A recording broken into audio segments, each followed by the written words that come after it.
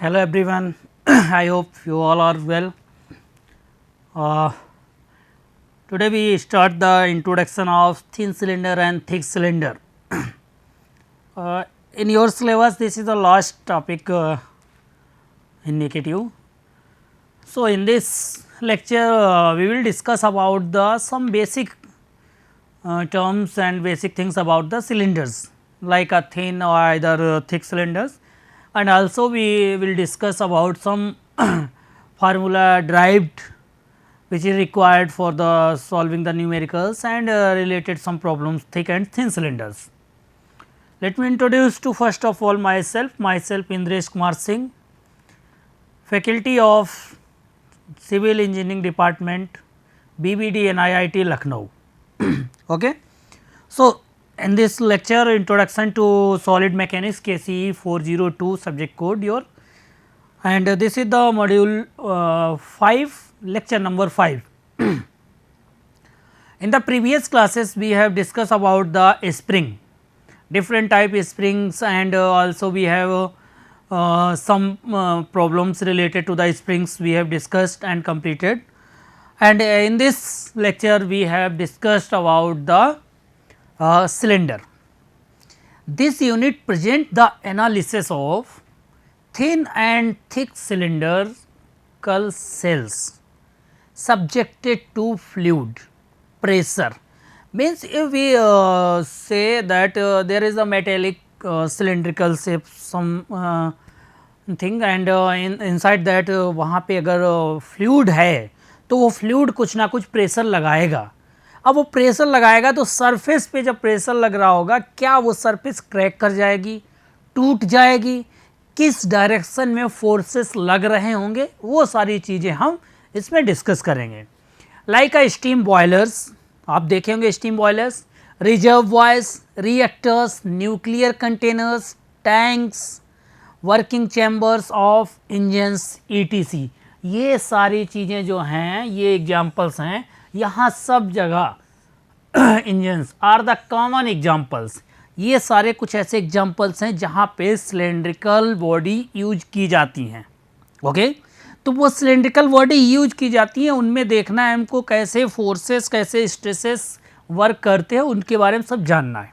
In this unit stress and strain induced in the wall of the cylinder. कोई भी अगर cylindrical thing है इस तरीके से, देखिए ध्यान से, ये क्या है, ये एक सिलेंड्रिकल थिंग है. अब इसके अंदर अगर कोई भी फ्लूइड फिल है, ओके, इसके अंदर कोई भी फ्लूइड फिल है, तो अब देखना है कि वो कितना स्ट्रेस एंड स्ट्रेन इंड्यूस कर रहा है जो ये वॉल है सिलेंडर की इस पे.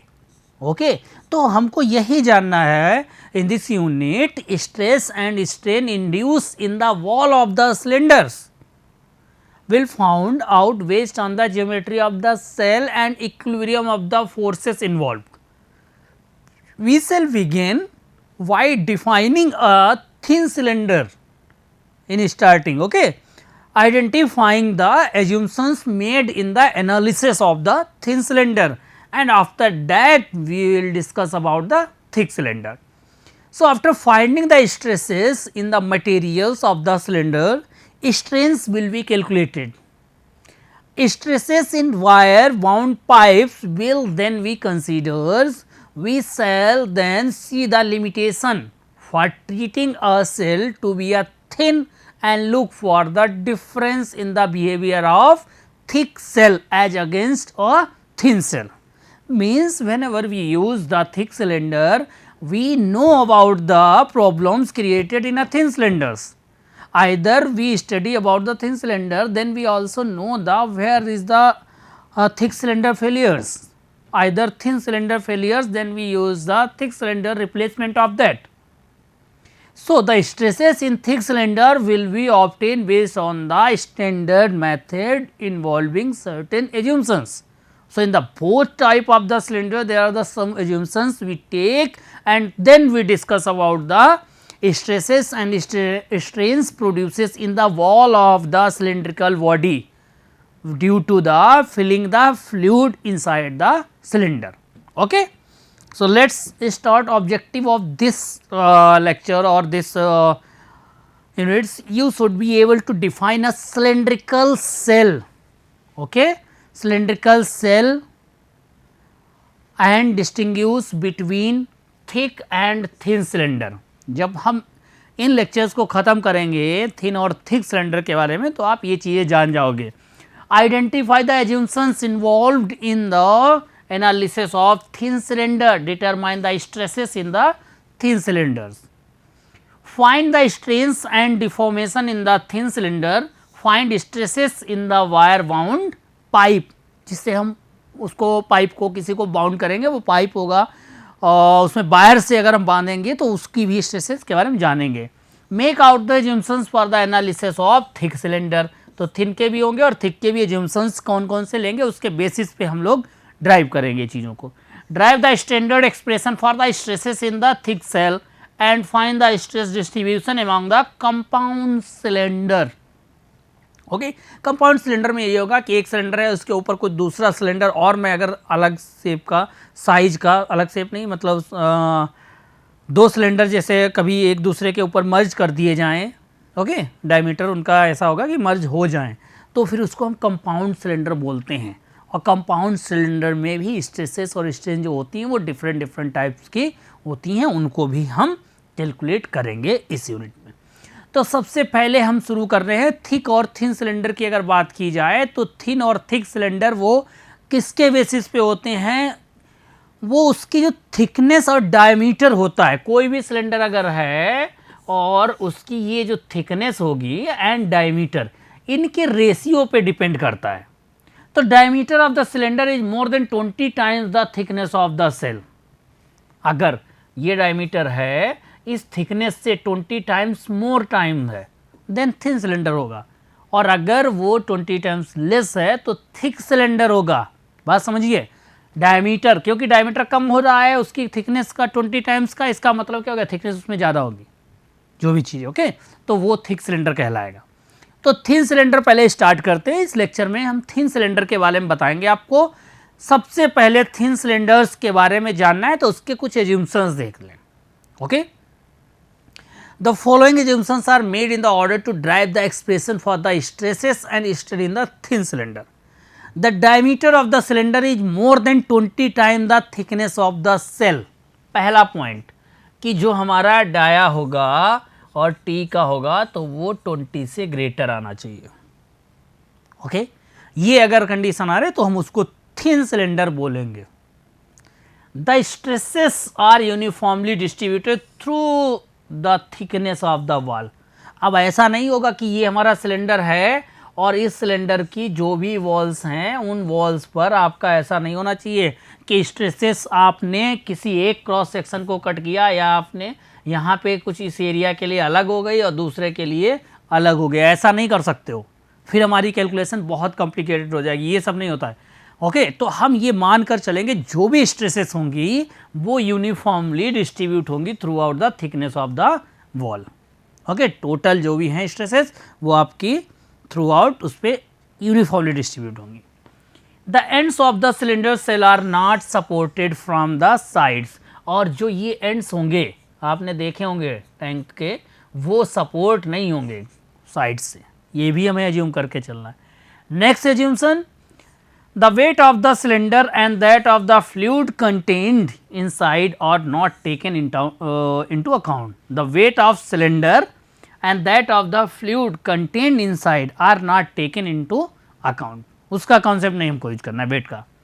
The atmospheric pressure is taken as the reference pressure, क्योंकि मेनली देखो फ्लूइड के द्वारा प्रेशर जब प्रोड्यूस होगा और उसके कारण ही जो स्ट्रेस और स्ट्रेन प्रोड्यूस होंगी उन्हीं के बारे में जानना है हमें. तो वेट पे हमको नहीं जाना है. एंड एटमॉस्फेरिक प्रेशर को हम लोग रेफरेंस प्रेशर मानकर चलेंगे. ओके, तो थिन सिलेंडर के बारे में अगर आपको कुछ जानना है या उसके बारे में पढ़ना है तो सबसे पहले ये एज्यूम्शंस जो दिए हैं 5, ये एज्यूम्शन आप तैयार कर लीजिए.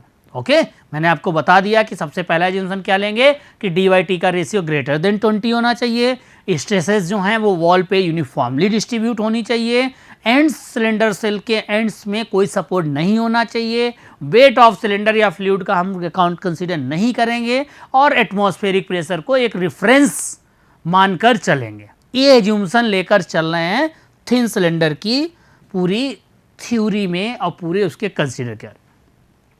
यहाँ पर ये हमारा थिन सिलेंडर हमने बनाया है, देखिए ध्यान से, ये एक सिलेंड्रिकल चीज़ है, इस तरीके से बना। इसकी ये जो प्लेन है ये एक्स एक्सिस प्लेन हो गया आपका दिखा है, और this one is the Y axis. Okay ये प्लेन है, सिलेंडर है, सिलेंडर के दो प्लेन है, अगर ऐसे कट करोगे तो एक्स एक्सिस के पे हम प्लेन बनाएंगे, और अगर हम वर्टिकल कट करेंगे तो ये वाई एक्सिस पे बनाएंगे। तो ये हमने बना दिया। Consider a thin seamless cylinder shell of nominal diameter d, इसका डायमीटर d है, and shell thickness which is containing some fluids at the internal pressure p, अंदर से जो भी प्रेशर होगा अभी बात करेंगे, ये लग रहा है। The two ends of cylinders are close with wall perpendicular to the shell. अब ये जो होंगे तो इनको क्लोज करने के लिए इधर से कोई एक वॉल वैसे लगे होंगे, दोनों साइड से क्लोज भी रहेगा। ओके ये सिलेंडर कंसीडर कर लिए, डायमीटर इसका d मान लिए हैं, प्रेशर जो इनसाइड से लग रहा होगा वो यहाँ पे देखो दिख रहा है अंदर से फ्लूइड से, तो वो क्या है प्रेशर P, ये हो रहा होगा। अब इस प्रेशर के कारण जो इसकी सरफेस पे मैंने बात की ना, इसमें क्या करना है हम लोगों को, पूरे सिलेंडर में ये जो सरफेसेस हैं पूरी, इन सरफेसेस पे कौन कौन सी स्ट्रेस और स्ट्रेन जनरेट हो रही हैं वो फाइंड करनी है। यहाँ पर देखो यहाँ पे बना है सिग्मा टी, तो ये हमने देखा इसकी सरफेस पे टेंसाइल जो भी स्ट्रेसेस जनरेट हो रहे हैं सिग्मा से डिनोट कर रहे हैं। अभी we shall consider a vertical plane Y Y, अगर यहाँ से कट किए वही यहाँ पे दिखा रहे हैं, वाई वाई प्लेन कट किए हैं और ये पोर्शन आपको दिख रहा है, which cuts the cylinder anywhere along the length. We shall consider the left portion of the cylinder and see the nature and magnitude of internal stresses acting on the section, ये वाले जो बने arrow, ठीक, the stresses will be as shown in the figure. तो यहाँ पर क्या किया है इन्होंने, एक ही सिलेंडर लिया है, थिन सिलेंडर है, ये इसकी एक्स एक्सिस है, वाई एक्सिस हमने वाई एक्सिस से कट किया है, और हमने देखा ये थिकनेस जो दिख रही है हमको, इस थिकनेस पे हम देख रहे हैं कौन कौन सी स्ट्रेसेस होंगी, ये स्ट्रेसेस लग रही है। क्यों लग रही है, वो अंदर जो भी फ्लूइड है उसके कारण ही प्रोड्यूस हो रहा है उसके सरफेस पे। Okay it can be seen that the internal stresses acts over the shaded angular portion of the cylinder which is the wall area exposed due to the cutting of the plane YY.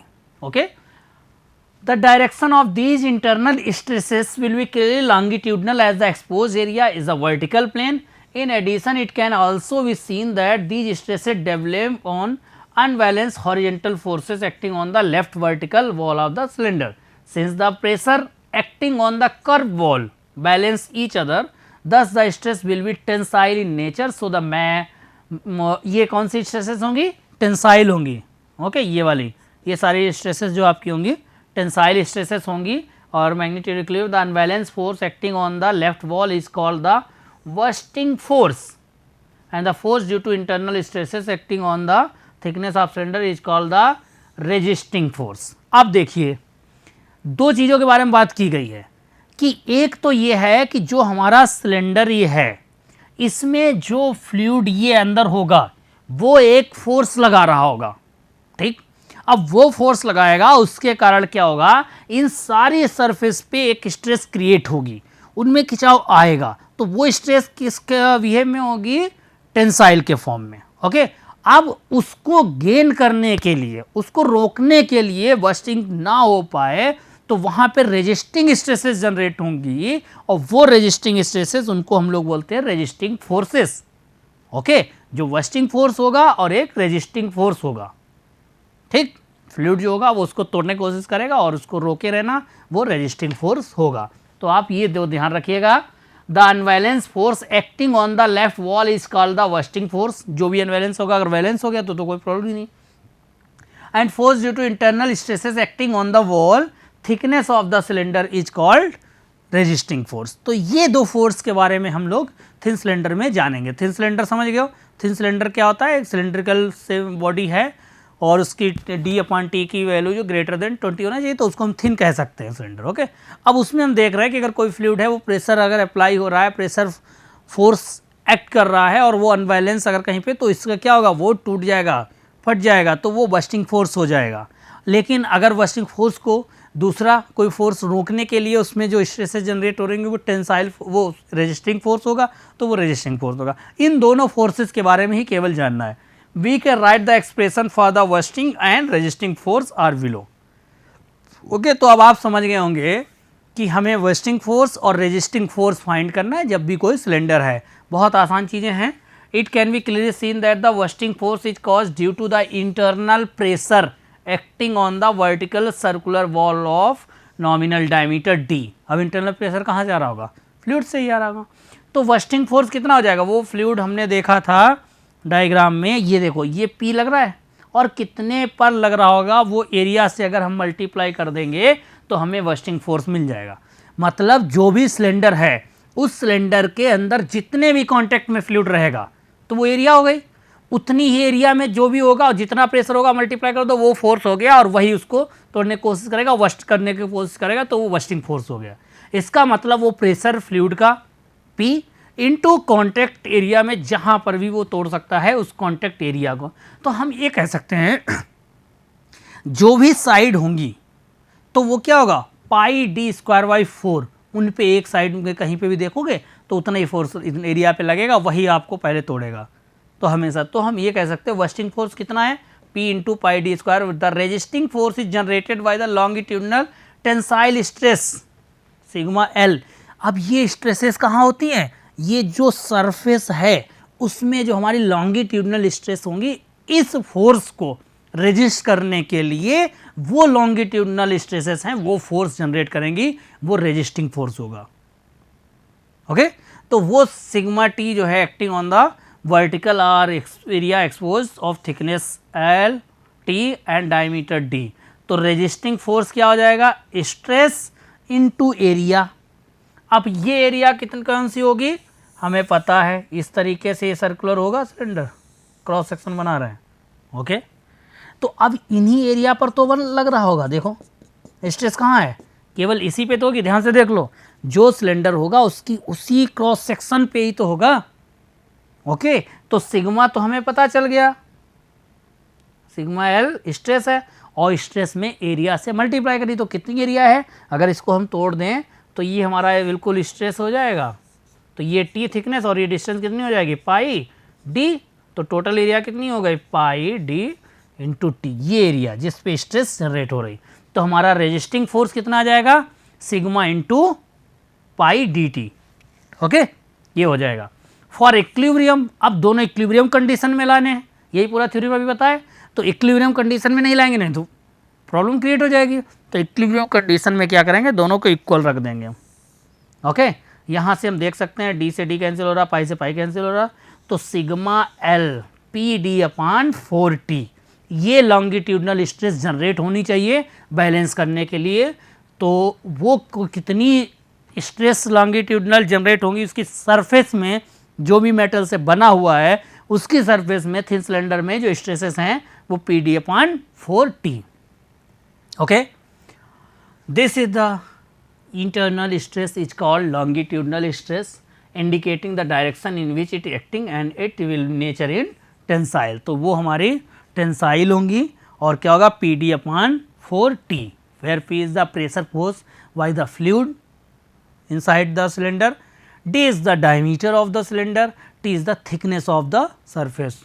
Now we shall now consider a horizontal diametric plane XX which cuts the cylinder shell into two halves. अब देखिए हमने जो starting में ये cylinder लिया था, यहाँ पर देखो एक तो ये क्रॉस सेक्शन बनाए थे and second one is this.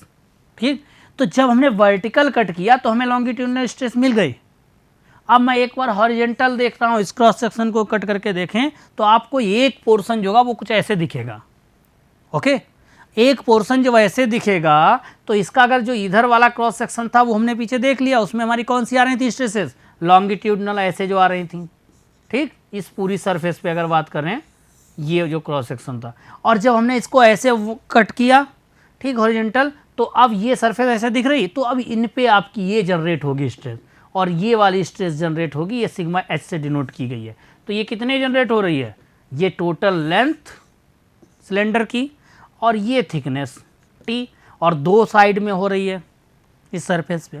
Okay, तो ये जो हमारी स्ट्रेस है, ये the vertical component of the bursting force is obtain by considering the elements of angle theta of horizontal which is subtended angle d theta as the center in shown figure. The length of this element may be total length of the cylinder itself. The revolution of element force in the vertical direction shown in the figure. अब देखिए ध्यान से, यहाँ पे क्या करना चाह रहे हैं, क्या बताना चाह रहे हैं, वो ये कह रहे हैं कि जब हमने ये सिलेंडर ऐसे कट किया वर्टिकल, ओके, तो ये वाली जो चीज़ है ये, ओके, इस पे तो यहाँ से ये निकल रही होगी स्ट्रेस, जो ये वाली होगी, इस पे कितनी हो रही है, तो उसके लिए देखो इन्होंने दिखाया यहाँ पर, उसी को हाफ को ये बना के लाए हैं सामने से क्रॉस सेक्शन को। ओके, अब ये कह रहे हैं इसमें देखिए कितनी लग रही है, पी फोर्स लग रहा है सब पे कि नहीं, वही हर सरफेस पे, इसमें अंदर जो लग रहा होगा फ्लूइड का वो कितना लग रहा होगा, पी। ओके, तो वो पी दिया गया, और यहाँ से जो निकल रहे हैं स्ट्रेसेस सरफेस से सिग्मा एच, ये वाले सब। ओके, तो हमने ये क्रॉस सेक्शन केवल बनाया आगे, तो ये सिग्मा एच आपका हो रहा है। ओके, तो ये सिग्मा एच हो रहा। अब यहाँ पर आप कहीं पर भी एक क्रॉस सेक्शन हमने कट किया है, जो कि हमने देखा कि ये क्रॉस सेक्शन थीटा डिग्री यहाँ से इसका हॉरिजेंटल से लिया है, ठीक। तो ये वाला अगर हम दूसरा पोर्शन ले लें तो डी थीटा एंगल टोटल हमने ये मान लिया पोर्शन। तो इस पोर्शन में जो टोटल फोर्स होगा तो वो कितना हो जाएगा, ये यहाँ पर आपका लिखा हुआ है, ठीक, P into D by two, D diameter तो रेडियस, और पी प्रेशर फोर्स, तो डी बाई टू, पहले ये देख लो, ये लिखा है फोर्स डी बाई टू, मतलब R into D theta angle. Okay, तो ये क्या होगा, R into L equal to क्या होता है, ये वाली डिस्टेंस आर, ये वाली एल कितनी होती है, आर डी थीटा। ओके, तो ये आर डी थीटा होगा, आर की वैल्यू होगी D by two into D theta, angle multiply हुआ, और ये थिकनेस इसकी हुई, तो ये वाली एरिया आपको पता चल गई, और इस एरिया में पी से मल्टीप्लाई करोगे तो इतना फोर्स हो गया। अब टोटल फोर्स अगर चाहिए तो पूरा का आप निकाल लीजिए। अब इसके कंपोनेंट इन्होंने कहा कि अगर वर्टिकल देखें ये इस पॉइंट पर, तो ये साइन थीटा चला जाए, क्योंकि ये तो थीटा डिग्री है, तो ये साइन थीटा के साथ चला गया। ओके, तो ये आपका साइन थीटा दिया। अब देखिए radial force acting on the element P into D by to T D theta L, ये समझ गया बिल्कुल। ओके, कैसे है, डी बाई टू रेडियस हो गई, डी थीटा हो गई, तो ये लेंथ आ गई किसकी, जो भी ये हमारी कर्वेचर होती है ये आर्क की। ओके, और आर्क की थिकनेस टी ये दी गई, तो ये हमने मल्टीप्लाई किया तो पी हो गया। Vertical component of element force कितना हो जाएगा वर्टिकल, वहाँ पे हमने देखा, तो ये साइन थीटा के साथ चला गया L sine theta. Hence the total vertical component of bursting force in the top portion of the cylinder shell given by, कहाँ तक जाओगे, 0 से पाई तक, 0 से पाई एक पोर्शन घूम रहा है, इसलिए 0 से पाई तक इंटीग्रेट कर दोगे तो पी डी एल आ जाएगा यहाँ से। Okay, since the resultant vertical component is acting upward and the internal stress on the horizontal strip of dimension L and T will be acting downward indicating the nature of stress is tensile। तो resisting force कितना हो जाएगा, sigma H जो होगा हमारा वो L into T into two, क्यों हमने आपको बताया L इंटू, ये देखो एक इसना कितना हो जाएगा, अगर लेंथ L है और इसकी थिकनेस T है, तो इस वाले ये रेक्टेंगुलर देखो दिख रहा होगा क्रॉस सेक्शन कट है, ओके, इस वाले का, तो इसकी एरिया कितनी हो गई L इंटू टी, और ये किधर भी होगा तो 2 हो गए, तो इसीलिए यहाँ पे मल्टीप्लाई किया गया दो सरफेस का 2, तो 2LT, और सिग्मा एच दोनों पे लग रहा है तो ये मल्टीप्लाई किया तो फोर्स आपका मिल गया। इक्विलिब्रियम कंडीशन में दोनों PDL और sigma L into T into two को हमने इक्वल किया, तो जो हॉरिजेंटल हमारी आ गई हैं वो आ गई आपकी PD/2T, और उधर आ रही थी लॉन्गिट्यूडनल वो PD/4T। The stress is called hoop stress, इसी को हम लोग H से जो डिनोट कर रहे थे तो इसीलिए इसको हुप स्ट्रेस भी बोलते हैं। Okay, in the circumference direction and it will the tensile in nature, तो ये दोनों टेंसाइल इन नेचर में है, ये हुप स्ट्रेस हो गई, वो आपकी लॉन्गिट्यूडनल स्ट्रेस हो गई। अब आपको पता चल गया है कि थिन सिलेंडर में लॉन्गिट्यूडनल स्ट्रेस जो जनरेट होती हैं वो रहती हैं आपकी sigma L equal to PD/4T, और जो हुप स्ट्रेस होती है वो PD/2T होती है। ओके, समझ गए, तो सिलेंडर थिन सिलेंडर में PD/4T और PD/2T दो फार्मूले याद रखो और क्वेश्चन कर सकते हो। Cylindrical boiler is 2.5 meter diameter, 20 mm thickness दी गई, it carry the steam of the pressure 1 newton per mm square, find the stress in the shell. तो डायमीटर ऑफ सेल 2.5 है, इतना mm हो गया, थिकनेस आपकी 20 mm हो गई है, P इतना दिया गया है, तो लॉन्गिट्यूडनल स्ट्रेस कितनी होगी PD/40। तो हमने यहाँ पे वैल्यू पुट कर दी, ये आंसर आ गया। टेंसाइल नेचर है हमें पता है। हुप स्ट्रेस कितनी हो जाएंगी PD/2T, वैल्यू पुट करो, ये आंसर आ गया, ये भी नेचर टेंसाइल। तो ये थिन सिलेंडर की कहानी है, थिन सिलेंडर में जो आपको ये चीज़ें जाननी है। ओके, चलिए अब नेक्स्ट क्लास में हम लोग आगे डिस्कस करेंगे। Okay, thank you class.